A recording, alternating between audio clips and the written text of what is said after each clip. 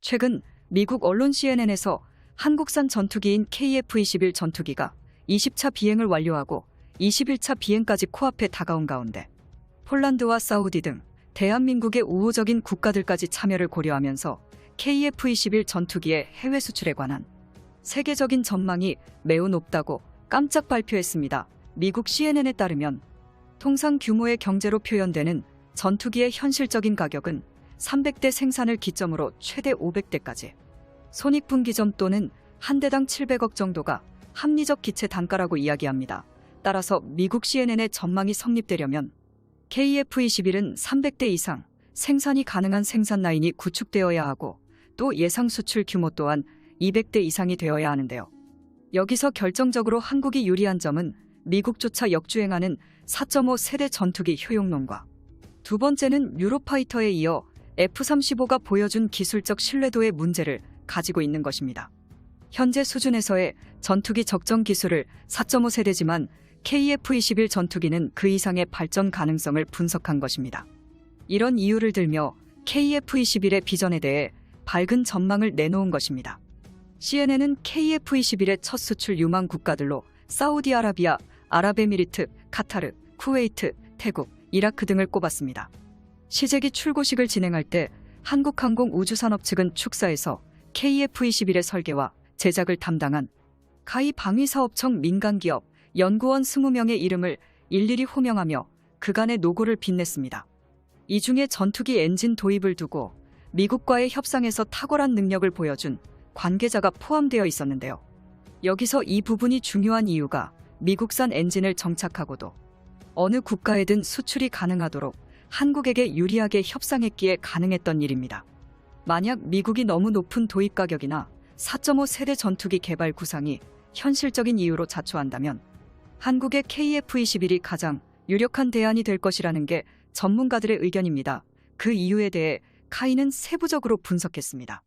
KF-21의 낮은 가격, 한국산 경전투기 사용 경험, FA-50으로 국제사회에 검증된 신뢰, 자체 무장 미국산 엔진 채택, 전장 장비 성능을 근거로 제시했습니다.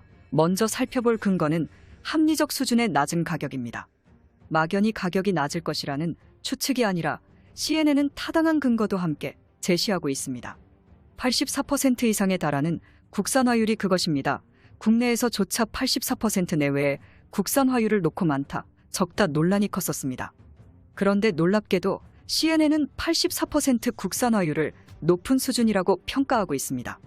다음으로 한국산 경전투기 사용 경험과 FA-50을 통해 국제사회에 검증된 한국의 전투기 제조 능력에 대한 신뢰를 말하고 있습니다. T-50과 FA-50이 비록 미국 로키드 마틴의 특별 과외를 받으며 제작한 기체이지만 양산형 기체들이 보여준 안정성과 성능 면에서 한국이 축적한 기술력을 검증 완료한 단계로 높게 평가하고 있습니다.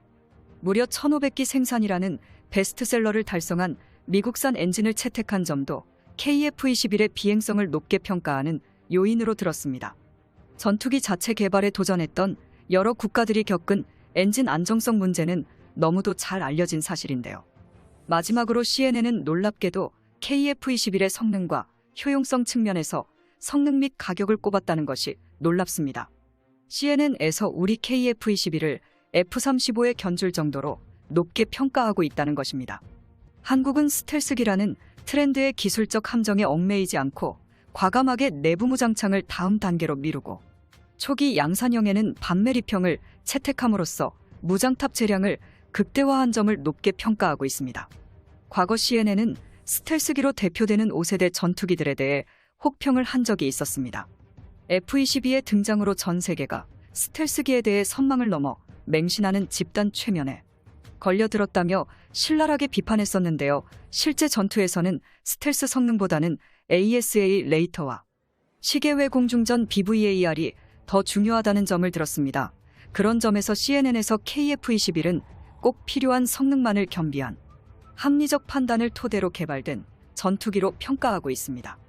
또 FCVX와 비교해도 크게 뒤지지 않는 무장 탑재 능력과 진보한 레이더와 함 능력도 강점으로 꼽았습니다. 이런 분석을 토대로 볼 때 CNN에서는 KF-21이 무난하게 300대 이상으로 생산이 가능할 것이라는 전망을 내다보고 있는데요. 해외 외신들도 F-22와 F-35로 대표되는 스텔스기 만능주의에서 스텔스 성능이 낮은 기존 전투기로 관심을 돌리고 있습니다. 저렴한 기종을 단기간 내 실전 배치해 F-35의 작전 투입 비중을 낮추겠다는 것입니다. 이는 작전 투입이 줄어들면 F-35의 운영 유지 부담도 덜 수 있기 때문인데요. 미 공군은 지난해 7월 FCVX 144대를 도입하기 위해 보잉과 228억 달러인 약 26조 원 규모의 FCVX 전투기 조달 계약을 체결했습니다. KF-21과 비교되는 고성능을 지닌 신형 FCVX의 미 공군 기체 단가는 대당 8천만 달러인 약 875억 원으로 알려져 있습니다. 프로그램 단가는 기체당 1,800억 원에 달합니다. 즉 F-35A와 별 차이가 없다는 것이죠. 그러자 미 군군은 첨단 가상환경 프로그램을 사용해 설계 기간을 대폭 단축하고 기존 기술을 최대한 활용해 FCVX와 유사한 4.5 세대 전투기를 단기간 내에 개발시켜 배치하자는 주장도 등장했습니다. 그런데 4.5 세대 전투기 개발 구상은 미 의회의 시각이 부정적입니다. 여러 이유가 있겠지만 정치권과 대의회 로비 문화가 보편화된 미국 정치 생태계에 비추어 볼 때 록히드 마틴의 반발과 방해는 불을 보듯 뻔하며 미국산 전투기의 가격이 형성되는 과정에서 규모의 경제인 시장 논리 외에도 추가적인 가격 폭탄을 추가할 소지가 다분하다는 이야기입니다. 일반적으로 미국을 군산복합체로 표현합니다. 반면 유럽은 전투기 기술을 기존의 4세대에서 6세대로 급속하게 발전시키는 퀀텀 점프를 구상 중입니다. 그러나 일부 전문가들은 이 구상은 실제로 실현 불가능한 목표를 내세워 유로파이터의 실패로 인한 여론 잠재우기용 사기극으로 본다는 의견을 제기하고 있습니다. 따라서 현재 가장 현실적인 대안은 미국의 FCVX와 유사한 4.5 세대 전투기 개발입니다. 현재 세계 각국의 전투기 시장은 혼란 그 자체의 양상으로 흘러가고 있습니다. 3에서 4세대 전투기의 노후화로 인한 전력의 공백 문제에 공통적으로 직면해 있다는 것이죠. 이 공백을 메울 대안을 찾다 보니 6세대 전투기 개발 역주행에 4.5 세대 전투기로 업그레이드하거나 4.5 세대 전투기를 재개발시키자는 주장이 등장하는 양상입니다. 즉 향후 10년 내외로 이 문제는 세계 각국의 공군이 직면한 골칫거리라는 이야기인데, 그런데 이런 와중에 세계에서 유일하게 그 모든 조건에 부합되는 KF-21이 등장한 것입니다. KF-21의 미래 전망이 밝은 이유 중 하나가 향후 10년간 5세대 전투기 시장과는 별개로 5세대로 표현되는 미디어급 시장은 딱히 선택지가 없다는 것입니다. 이 시기를 KF-21이 잘 활용한다면 수출 180대 이상은 거뜬히 달성할 것이라는 게 해외 외신들의 공통된 분석입니다. 현재 각국의 필요 소유재기 대수와 한국이 수출 가능한 국가들을 나열해보면 최대 300대 이상은 수출이 가능할 것으로 내다보기까지 하는데요. 그런데 이를 가능케 하기 위해서는 필요한 것이 하나 남게 됩니다. 바로 신뢰검증 문제입니다. 아직 양산 이전 단계이기 때문에 KF-21이 전투기로서 충분한 효용성과 안정성 그리고 성능을 세계에 보여야 한다는 것입니다.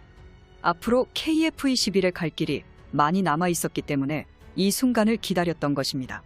우리 한국형 차세대 전투기 KF-21의 힘찬